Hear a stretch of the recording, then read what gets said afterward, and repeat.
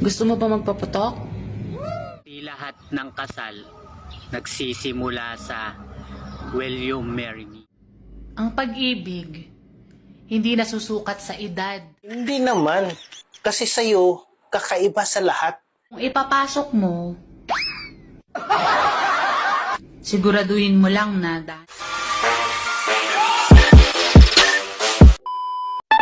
Habang naglalakad siya, biglang bumuhos ang napakalakas na ulan.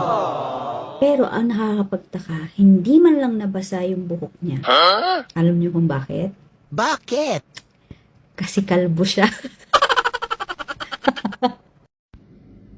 ang pag-ibig, hindi nasusukat sa edad, kundi sa tigas.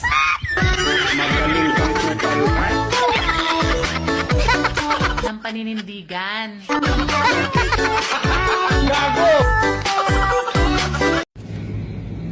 Gusto mo ba magpaputok?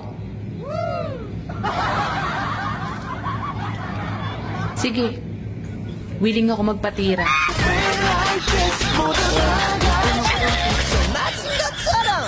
May tatanong nga pala ako sa'yo, kasi babae ka eh. Bakit may mga babae na hindi nakakasawang tingnan? Ewan ko, ba't mo naman nasabi yan? Kasi meron talaga mga babae, pag habang tinititigan mo, lalo kang mai-inlove. Meron din naman mga babae na nakakasawang tingnan pag tinititigan. Ah, kaya pala in love ka sa akin. Hindi naman. Kasi sa'yo, kakaiba sa lahat. First time ko itong na-experience sa'yo talaga. Alam mo, ganyan talaga. Kasi sobrang in love ka sa akin eh. Hindi. Eh ano pala? Yung ibang mga babae kasi, pag tinititigan mo, lalo kang may in love eh. Pero sa'yo, kakaiba. Habang napapanood kita sa TikTok, lalo akong na-in-love sa'yo. Ba't lalo kang in love sa akin pag napapanood mo ko sa TikTok? Eh, sobrang ganda mo kasi sa TikTok eh, kisa sa personal. Ah, ganon. Maganda ba ako o hindi? Relax lang, Han. Relax lang. Sandali. Inumin ko muna to.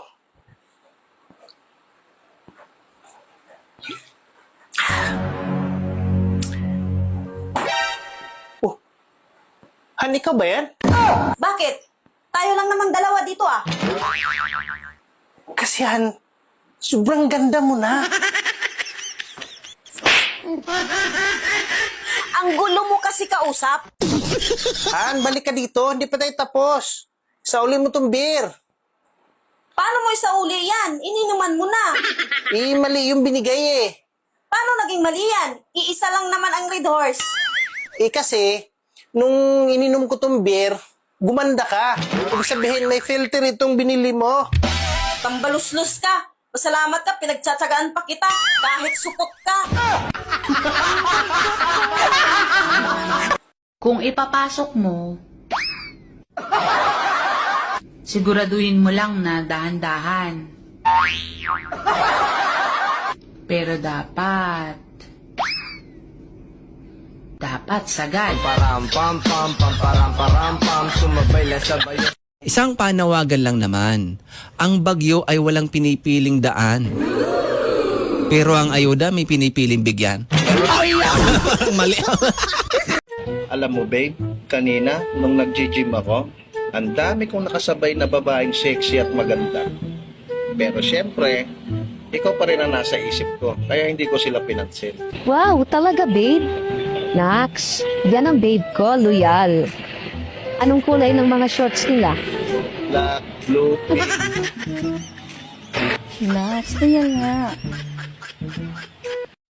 Han, mahal mo pa ba talaga ako? Oo naman. Mahal na mahal. Tinatanong pa ba yan? O sige nga, kung talagang mahal mo ako, mayroon akong itatanong sa'yo. O sige, ano namang itatanong mo? Saang lugar mo ako sinagot? Hindi ko na maalala eh. Kita mo na, nung nanliligaw ako sa'yo, ano ang mga niregalo ko sa'yo nung sinagot mo ako? Matagal na kasi yun, honey. Kaya nakakalimutan ko na. Saan tayo unang nag-date? Di ko na rin matandaan eh. Kasi hindi mo na ako mahal. Kaya nakalimutan mo lahat. O sige, saang restaurant kita pinakain nung sinagot mo ako? Pasensya ka na, Han. Hindi ko na talaga maalala eh. Lahat ng itinatanong ko sa'yo, yung mga nakaraan natin. Sa dami ng tanong ko sa'yo, wala ka man lang maalala na kahit na isa? Hindi mo na siguro talaga ako mahal, yan ang sabihin mo.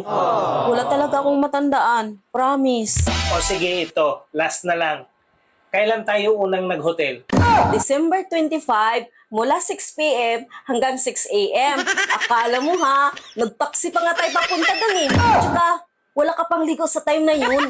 Doon ka pa naligo pagdating natin. Sa dami ng tanong ko, yun pa talaga yung naalala mo.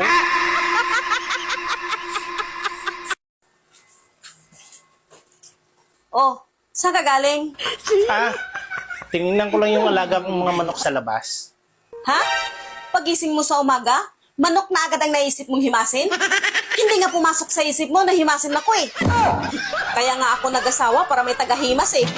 Siyempre, ang manok, pang derby kasi yan. Kaya kailangan niyang himasin na talagaan para manalo. So ano ngayon kung pang-derby? Ikaw kasi, hindi pang derby. Matatalo lang tayo. Kaya malaki yung pinagkaiban nyo. Ah, ganon. So mahina ako. Manok mo ang malakas. Paano mo sabing matatalo ako, ha? Ang manok kasi, ihiga lang yan, titihaya lang yan pag tinamaan. Ikaw naman, bago mag-umpisa yung laban, hindi ka pa tinamaan, nakatihaya na. Bago mag-umpisa yung laban, talo na agad. Tapos nakataas pa yung dalawang paa mo. Walang kalaban-laban. Para sa mga babaeng gabi-gabi nagpupuyat. Siri, sila ay... Kulang sa iyot. Ate, huwag ka maingay. Andito naman ako, di ba? O ayaw mo ba sa akin?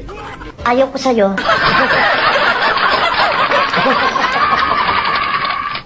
Sino yun? Asawa mo. Eh bakit mo sinabing nandito tayo? Ako, relax ka lang. Nagpa-deliver lang ako ng pizza. Eh, di ba trabaho niya yon? Pag di ka sinuyo ng jowa mo, edi pasuyo ka sa ex mo. Ito nga pala yung sahod ko. Andyan na din pala yung 13-month pay ko. Hi, salamat. Sige, hati tayo ah. Ha? Paano hati? Sa akin yung pera, sa'yo yung resibo.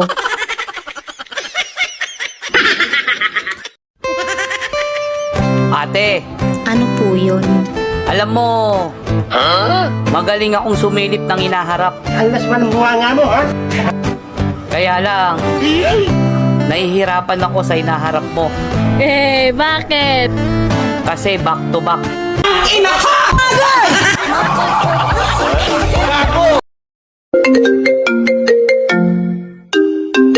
Hello? Ikaw bang boyfriend ng anak ko? Ay, opo tita. Hiwalayan mo na ang anak ko at wala namang nangyayari sa inyo. Hindi po pwede tita. Anong hindi pwede? Hindi po pwede na ipakita namin sa inyo na may nangyayari sa amin.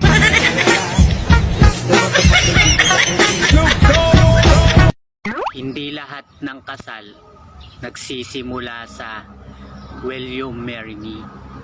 Yung iba nagsisimula sa Buntis ako! At ikaw ang ama. Kailangan nung panagutan to.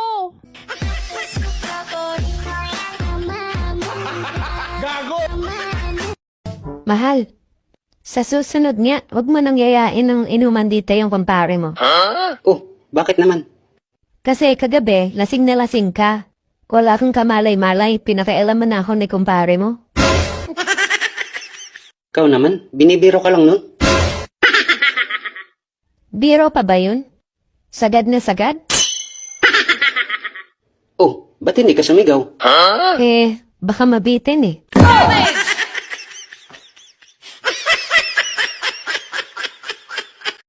Dati, yung mayaman kami, madalas kami magkamay. Ngayon na mahirap na kami, kutsara na lagi gamit namin. Teka, parang baliktad naman yata si... Mahirap kamay yung lugaw eh. Sir, ano pa hanap nyo? Yung masikip. Maluwag ako. No, no, no, no.